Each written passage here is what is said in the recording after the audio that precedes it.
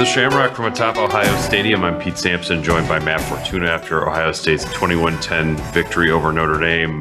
Matt, I thought coming into the game, Notre Dame's defense would play well. It would be on Notre Dame's offense to sort of keep up. I think they got half of that done. I think Marcus Freeman talked post game, the moral victories, finishing, sort of like the coachisms.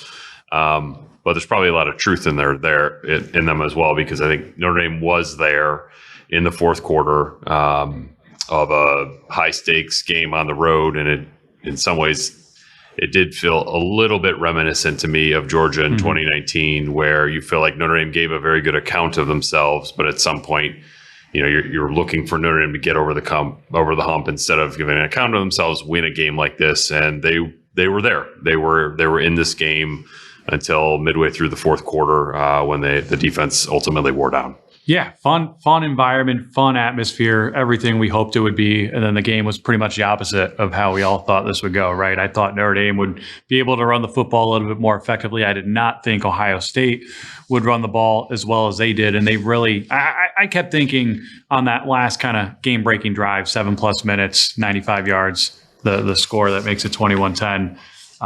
Even then, I still thought, this is a Ryan Day coached football team. They are establishing the run to set up the pass. At some point, they're going to beat Notre Dame deep, and they're going to turn the engine on, so to speak, offensively. And that never really happened. And you went to Notre Dame's post-game stuff. I went to Ohio State's. Ryan Day was one happy man. As happy as I've seen a coach. Look, he won. I get it, but he comes in with a big smile on his face, and the first question is, can you describe the offensive struggles you guys had early on?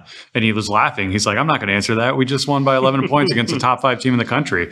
And he gave a whole thing about, I don't know if we win this game last year. Our toughness was questioned all offseason.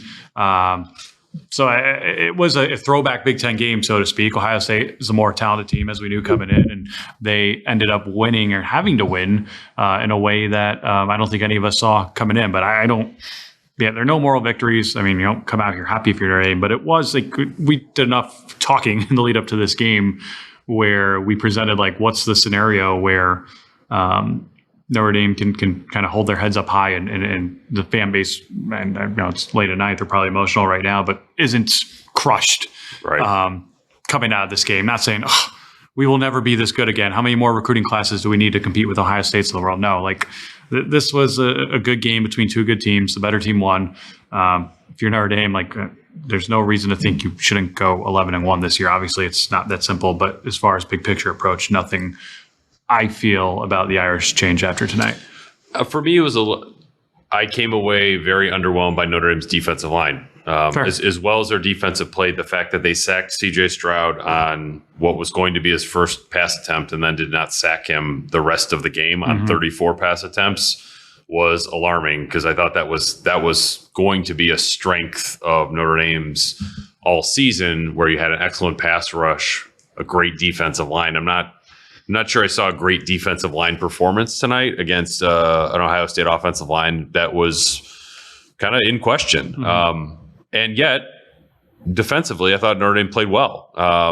Their secondary was much better than advertised. And I get it that Jackson Smith and Jigba basically was a DNP in this game after Brandon Joseph rocked him early in the game. But, Emeka Buka is an excellent player. They have some killers on the outside at Ohio State beyond Jackson Smith and Jigba, Marvin Harrison.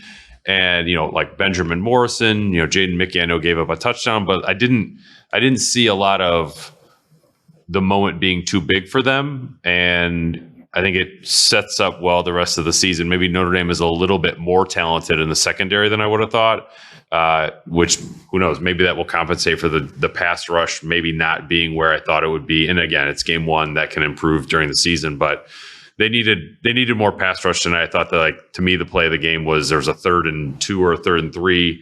Riley Mills flushes Stroud out. Jack Kaiser's closing down on him, and he makes a Heisman level throw on the sideline. And it was just, to me, at least, a reminder that Ohio State has Heisman contenders on its roster, and Notre Dame doesn't have enough of them. There was a talent edge, and I thought it was very telling after the game. Ryan Day said, we finally wanted to be known as something more than talented. Like Notre Dame needs to get to a point where teams are describing Notre Dame as like, wow, they're really talented. And tonight was just a reminder of kind of the gap there. It's not insurmountable. It's not like it can't be narrowed, but there is a gap that exists. And, when you walk around the stadium and you see people in their Catholics versus draft pick shirts, it's a reminder of sort of what Ohio State is known for and where Notre Dame is trying to go with Marcus Freeman. To illustrate that point, the go-ahead touchdown, the biggest play of the game to that point, Xavier Johnson, 24-yard touchdown. He's a walk-on. I did not know that coming in because he didn't look like a walk-on. But you know what? He went down and made the hit on that following kickoff as well. Right. That's again, we've had some version of this conversation every time they're in a big game like this, right? Like, not as bad as Clemson 2018 where Julian Love goes down and the whole defense goes to hell. But like, there's just always these teams that are consistently stacking top 5 recruiting classes. They're consistently not just getting to the college football playoff, but winning games in the college football playoff. It doesn't really matter if you lose Jackson Smith and Jigba, who's arguably the best receiver in the country. You've still got other guys right there who are awesome. I didn't know anything about Mayan Williams coming into this game because we spent so much time hyping up Trey Henderson. Now, watching him in warmups, that is one thick dude. He is a well put together running back, and he was sort of what I think Notre Dame wanted Audric Estime to be in the fourth quarter, but Notre Dame was not in a position to run the ball, and Ohio State was. That is a man with a football in his hands. He was very, very impressive to me pregame and then during game, and certainly late in game. Ohio State they just had more weapons at their disposal. Right. Like their second best back was a top 10 overall prospect. That's not where Notre Dame is right now, and it's sort of where Notre Dame needs to go. But to your point about Patterson being out, this is a quote from Freeman after the game. If you can't handle having a loss of one guy, we're not going to be able to win as many games as we want. That's sort of where Notre Dame is right now. Is that when you remove one key piece, it's much harder for Notre Dame to overcome that than it is teams like Ohio State that have stacked top 5 recruiting classes on top of one another for 4 straight years. Yeah, it's interesting how the narrative in this game, at least on Ohio State's end, got flipped a little bit, right? Like we had Ari Wasserman on last week, and he was joking, but wasn't joking that the reaction to his sit down with Ryan Day from a lot of fans were like, "Is he on the hot seat?" Right? Like as ridiculous as that sounds, but he lost tonight's game after losing to Michigan last year. This town would have been going crazy. You know that, and I know that, and I appreciated how Ryan Day leaned into that a little bit. Post-game, everyone who spoke on Ohio State's behalf post-game used some different version of, we were called soft all last year. We got tired of hearing that.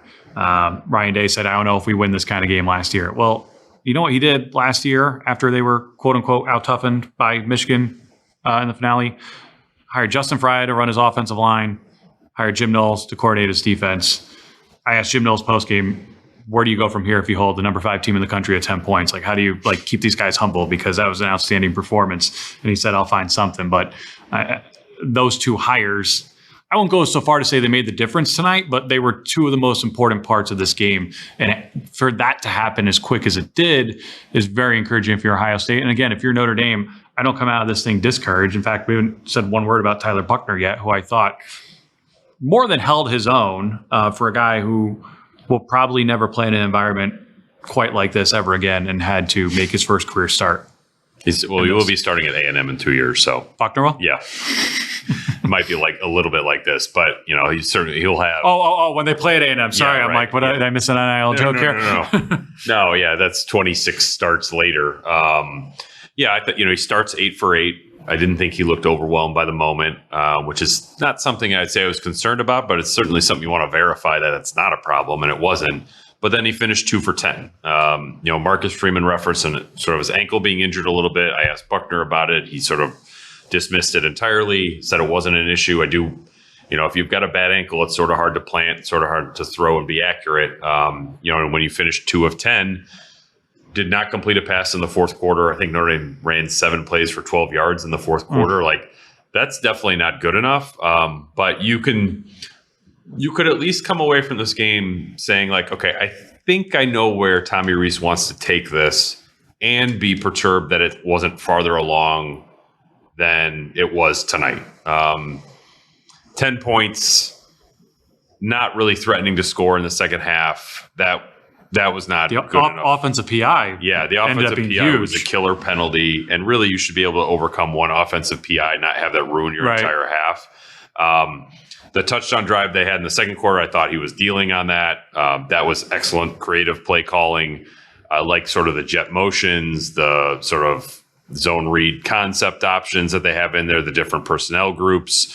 I thought he really had Jim Knowles on his heels for a second. But then it said a lot to me about where Marcus Freeman sees the offense and saw the talent disparity tonight when he said like, no, that was the game plan we wanted, because the most important part of the game plan for Notre Dame was controlling the clock and stopping Ohio State from running 87 plays. The problem was that Notre Dame, I think, only ended up running 48 plays in the game, which is incredible.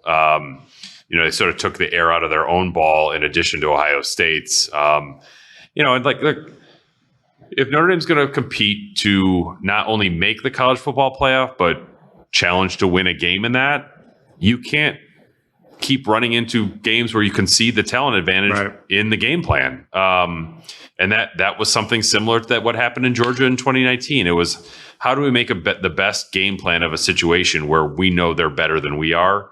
And that's, you got to recruit your way out of that. You got to develop your way out of that. You and I were down on the field before the game. It was just like, you didn't have to follow recruiting very closely to spot all the 5-star prospects who came to this game, including a former basketball 5-star prospect who now plays for the Lakers. Like, there was a lot of talent here today. And that's sort of where Ohio State is. It's where Notre Dame has to go. And we didn't talk to Marcus about recruiting after the game, because it's kind of like, this was your first full game. It's not really a conversation you get into, but they got to get to a point where they feel like they're more even with Ohio State. So you don't have to, build your game plan around compensating or conceding the talent advantage. That's not a sustainable approach long term. It was interesting because I felt like, I don't know if this was strategic or if things just slowed down, or if Ohio State's defense had figured things out, but it seemed like it was taking on a much more of a aggressive approach early on. I mean, Buchner dealt on that first throw of the game, right? Yeah, he got hit, big. And then got jumped in front of Styles. They give up the touchdown to Xavier Johnson to go down 14-10. They're backed up deep, and I think at their own 13-yard line, they call a timeout 12 seconds away from the third quarter ending. Right after change of possession. Right as this crowd which was dead at halftime, comes back to life because they took the lead. And Buckner deals a 32-yarder to Braden Lenzy. That's right on the money. And you're thinking, wow, like, this kid's got it. And it just kind of fizzled out from there. You mentioned, or Marcus Freeman mentioned, the ankle. I did not notice that at all in the game. I don't know if you did. It was, I remember noticing it. I don't know if it happened on this play, but on the play where he threw real high to Mayer, I think it was a 17-yard gain, and Mayer came across the field, fumbled it, picked it up. Right. I thought that Buckner was hobbling a little bit there. Certainly wasn't enough to knock him out of the game. But you just sort of wonder if you're a running quarterback and you got a bad ankle, the accuracy part aside, does that sort of take away the run element? Does that make you less explosive? And I think for Notre Dame's offense is to achieve everything that it wants to achieve this year. One, that you got to develop more from the wide receiver room than you did in game one, but you got to have an explosive threat all the time at quarterback, running the ball. And, I think Buckner I don't know if he wore down or he was hurt, but I thought that sort of faded through the course of the game for whatever reason. Biggest revelation tonight for me was Benjamin Morrison. Oh, my goodness. That was not a guy we heard much, if anything, about. He was on my list of guys who had the best camps, which is not to say I expected him to play as well as he did tonight. It was like, this is a good guy for the future. He's really impressed. This was one of their best players, and it's like, against Ohio State. Maybe he's their best corner right now, which was shocking. I thought that Maris Liufau, after being kind of banged up for a lot of August, played really well. He was disruptive.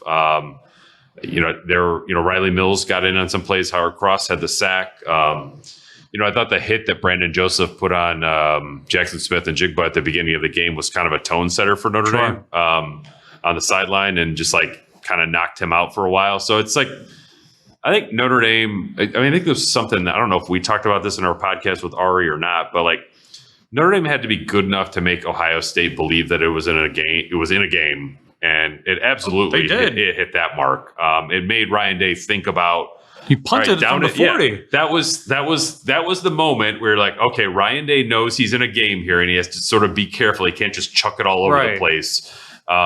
They got to that point, and they got to that point pretty quickly. So I was very impressed with that. I was interested in what you thought about the safety blitz that turned into the touchdown to Xavier Johnson at the end of the third quarter. Because I felt like the defense was on its stuff, was not getting gassed. And then it really it was sort of the first gamble I felt like Notre Dame took offensively or defensively and blew up in their face a little bit. And I thought Al Golden had an outstanding game. But that call was like, I was confused about why they got into that one. That was, if memory serves, Tariq Bracy goes down the play before Jaden Mickey comes in. Jaden Mickey was on Xavier Johnson on the touchdown. So I get it. You talk about boomer bust. If they force Stroud into an errant throw there, Ohio State's either forced to go for it down forward in a very suffocating environment, or they're kicking field goal to be down one. You hadn't gotten pressure all game. You hadn't. I just wonder, do you try something different to protect the new guy who's in, who obviously needed all the help he could get? I get why you did it. I'm not saying I agree with it. We're talking about Al Golden being the best hire of the offseason and not Jim Knowles, if that works. And both could still be true later on this season. I get it. But I think, look, that was a go-ahead touchdown. This place was, first off, I've never been in an environment like this before. As far as star power, pregame. Yeah. I can't even remember all the dignitaries. None of whom were the 2002 championship team, who had some studs. It had a USC 2005 vibe to it, honestly. That was like a kind of a celebrities were out at Notre Dame pregame.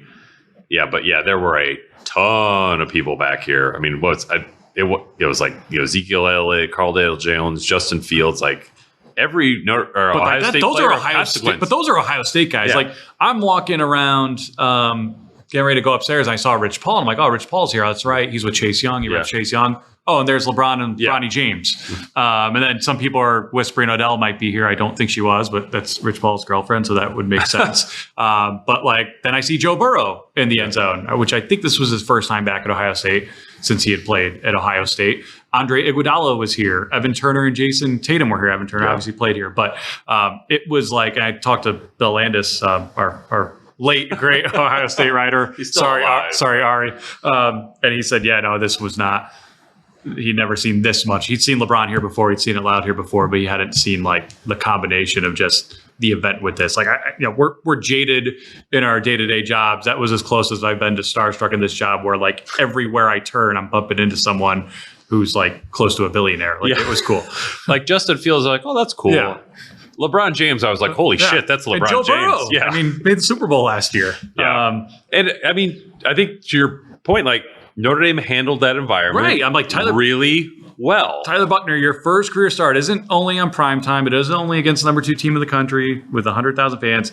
You've got this generation's greatest athlete on the other sideline basically booing you, for lack of a better analogy.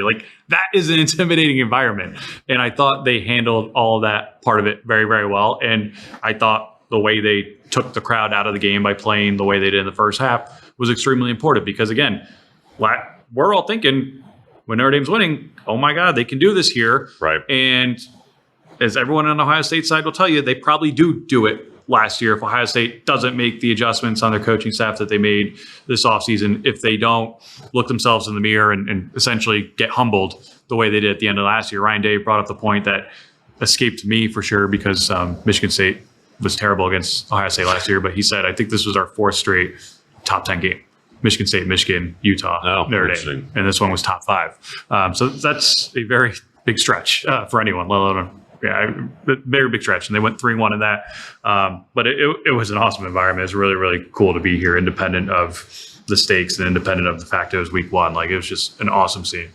What would be if you're one of our listeners, like, how would you advise them to feel about Notre Dame football the rest of the season after tonight?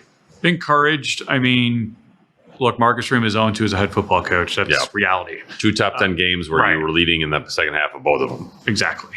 That's where the comparisons end for me. So I think there's going to be a segment that said, okay, like the honeymoon period's over.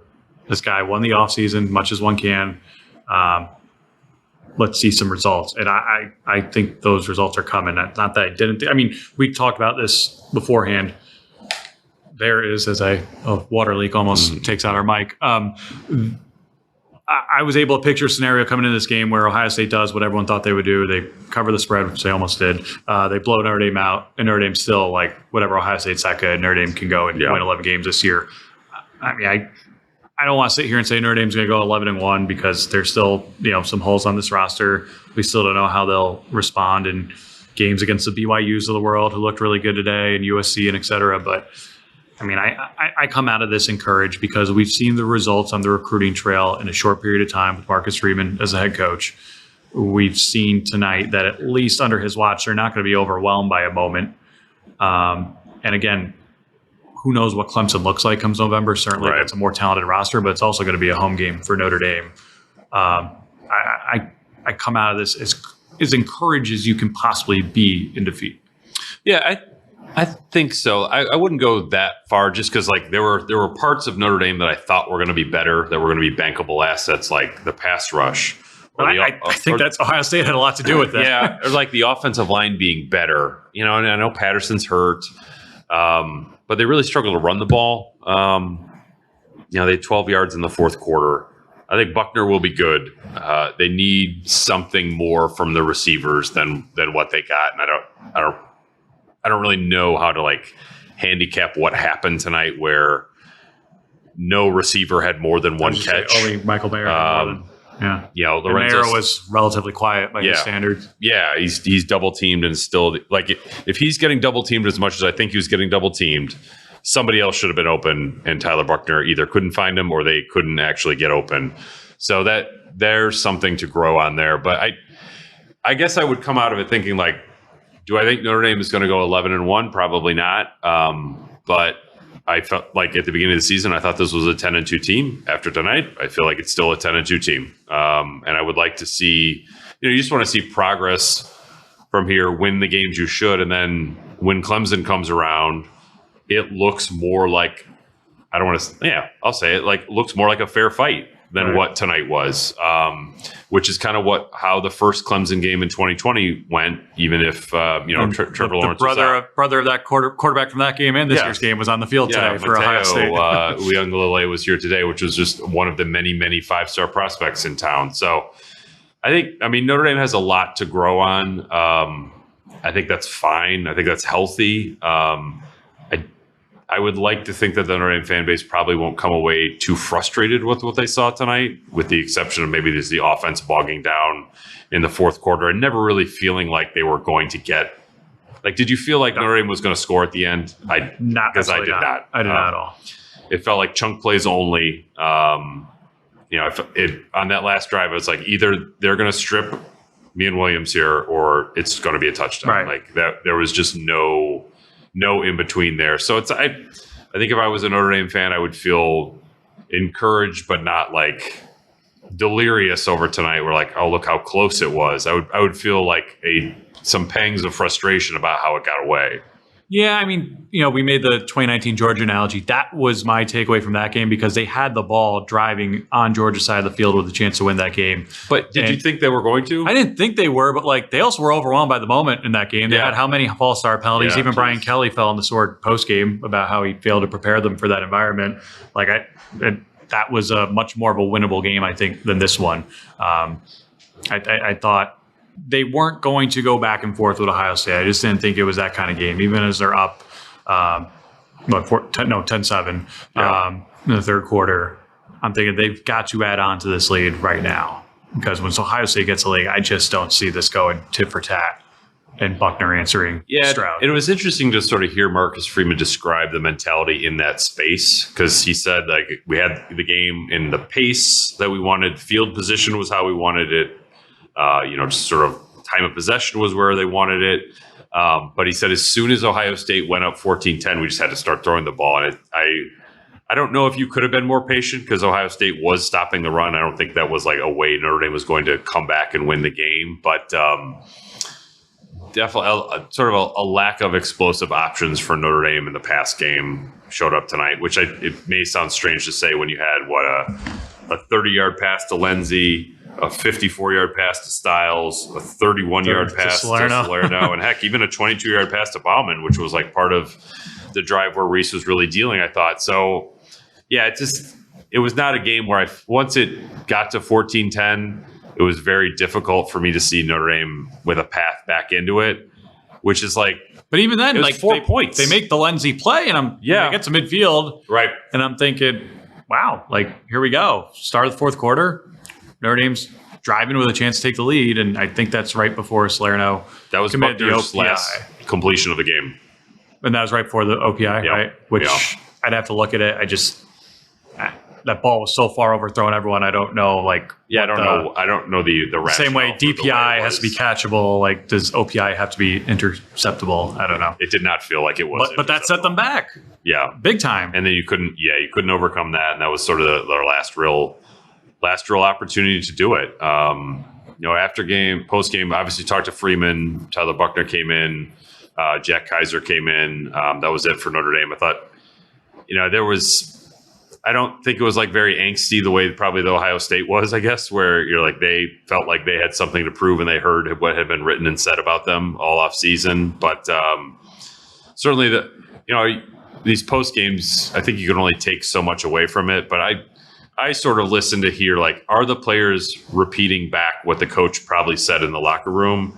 And when Tyler Buchner's talking about the moment, and he says, the field's 53 1/3 by yada yada, like that's a straight Freemanism. Yeah. So I think that the players were sort of spitting back at us what the coaches had said to them in the locker room, which I think is, it's positive when you have your finger on the pulse of your roster. But I think Freeman definitely is there with that, and I wonder how, like, what practice will be like this week, how, whether they be frustrated or angry or just sort of generally pissed off. The coaches the players are after tonight, or as they get farther away from it. I'm not saying it's a moral victory, because that's what Freeman said it definitely was not. But do they feel in the moment tonight, are you hyper focused on what you did wrong? And as you get farther away from it, do you sort of pick out the dozens of things they did well tonight and feel like, okay, there's a lot to build on here moving forward? Yeah, I mean, this is where you see the differences, good or bad, with the new head coach, right? I did not think, and the record might not bear this out, but like we've both heard and probably reported enough over the later Brian Kelly years where, like, this did not seem like a program that handled losses particularly well. I mean, 2019 Michigan comes to mind immediately. And, they should have lost that Virginia Tech game, and the offense coordinator gets fired at the end of the year despite a good record season. 2020, they lose that last Clemson game, and to be fair, no one was going to beat that Alabama team. But certainly there was a doom and gloom going into that. And then last year, they lose to Cincinnati. That Virginia Tech game was weird. They pull it out, but that whole week leading up was very weird. It was real tense. They canceled interviews on us at the last second and gave us all walk-ons. Like, they were always just trying something different for the sake of trying different, publicly and privately. It felt like after a defeat, and I don't think it's gonna turn out that way this year. We'll see. When's the last time they lost an opener? Texas, right? 16. I think, that was the last one. They've had some good openers. Yes, they've played well. Florida State last year, Texas 15. Yeah, Michigan 18. Right. Yeah, I mean that was the best one of that span, right? So I thought that we're always asking Marcus Freeman and coaches like, hey, what did you learn? Yada yada. I feel like as far as if you're a Notre Dame fan and you're watching closely, I do think you learned a lot about the way Marcus Freeman sees football. Like, I think you tweeted during the game when Ryan Day punted from plus territory, like it was an honoring of Jim Tressel. Well, I also tweeted Marcus Freeman, the linebacker, would have really appreciated the game Marcus Freeman was coaching in tonight, because that was an old school Big Ten game. It was a very throwback performance. I think Notre Dame will continue to have a very hard edge about it. And I think that's sort of where I'm interested to see like where next week goes. Like if we're talking about Notre Dame's pass rush or lack thereof, like how hard does Freeman push during the week? Like he already called out, the kickoff return getting fixed. Like that was really one of the first things he said after the game, was the kickoff return was poor and needed to get fixed. And then when somebody asked him about like, hey, the punting was really good. I was just going to say, what was really good tonight? The punting was great. He was like, yes, that's true. That felt good. But the kickoff return really needs to get fixed. We want to be aggressive in that role. And like, they didn't do enough to warrant being aggressive tonight. So I'm interested to sort of like learn about him, how he responds after a loss in real time. Because like the loss after the Fiesta Bowl, like the program blew up. There's like 7 coaches leaving. Like there was a million things happening, and he wasn't really like in it. Now you're in it. You have to respond and get to respond in 7 days. And that I'll be interested to sort of hear a little bit about what he's like in practices this week, because I think you're going to get more of a real vibe of like, this is who Marcus Freeman is. And I think it's going to be like a very hard edge. There are a lot of good things to take away from tonight, but my hunch would be like, he will probably ruminate more on what they didn't do tonight than make the players feel good about what they did. Me and you both over the last couple of weeks have heard from multiple listeners who basically brought up the question of like, do we need to worry about this guy maybe not being like, it's the players' coach thing being taken too far? Is he tough enough on these guys? To which me and you kind of laughed at, because we've heard some of the stories, we've seen him off camera, we know his upbringing. Like I think this week is when you see Marcus Freeman, son of military man, really come out. I agree. Day to day in the program. Yeah, and I think that's who he is. I think that we saw a lot of who he is tonight. I think we'll continue to see who he is moving forward. He's, I think, a much more harder edge guy who, like, I think if his dad was like, "You're profiled in GQ, what the hell is that?" Like, that's like, that's not like the real Marcus Freeman. Like, it's a part of him, but like, that's not the core of Marcus Freeman. Like, the core of Marcus Freeman is like the interior run game needs to be a hell of a lot better. Where was the pressure off the edge from defensive ends who are supposed to be big time? Like how do you get tougher in the fourth quarter where they're not shoving you off the ball? God bless the bomber jackets that we have that he was also wearing in the GQ photo shoot. But like that's not what like Marcus Freeman is really about. He's much more about like, how do you run the ball? How do you stop the run? All the other stuff doesn't really matter. As a Knicks fan, I got flashbacks of Pat Riley, who's like on the cover of GQ. He's Showtime, Magic Johnson. Then he goes to the Knicks, and they become the toughest team probably ever, and they basically grind their way to the finals. Like, yeah, there is a lot beneath the surface there that I think we're going to see come out throughout the course of the season, but particularly in moments like this one when they need it, when they're coming off the feet. Because I think it would be very easy, and I think it's it's easy for us and the media, it's easy for fans to say, all right, lost by 11 on the road to the number 2 team in the country. We're good. Yeah. You got to keep that mindset away from seeping into that building, especially, frankly, when you're succeeding a coach who did a good job of that, who won 40 straight games as a favorite to close his Notre Dame career. If it was that easy, other people would do it. And that was always my biggest question about not just Marcus Freeman, but whoever would eventually succeed Brian Kelly. And that will probably be the biggest question as it relates to the season this year, because this is a really good football team. They have a chance to do some really good things this year, but they need to use this one the right way. Yeah, no doubt. All right, well, we'll wrap it up there. It's almost 1 o'clock in the morning on September 4th after Ohio State's 21-10 victory over Brian Kelly plays today.